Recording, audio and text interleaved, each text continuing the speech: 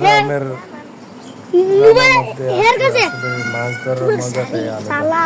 যারা গ্রামে থাকে এই প্রাকৃতির মধ্যে কত আনন্দ একমাত্র যারা গ্রামে আছে তারাই বলতে পারে। যারা এইভাবে খালে এবং আমরা তো খাল তো দমনদারের মধ্যে একটা খাল বলে মাছ ধরে অভ্যস্ত তারা অবশ্যই কমেন্ট করবেন।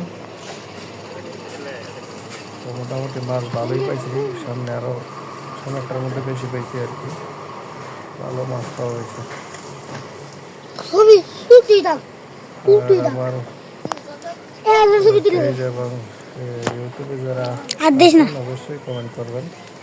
নতুন হচ্ছে তো আস্তে আস্তে সব কিছুর সামনে ভালোই হইব। তো সবাইকে ধন্যবাদ, সবাই পাশে থাকবেন, আশাবাদী।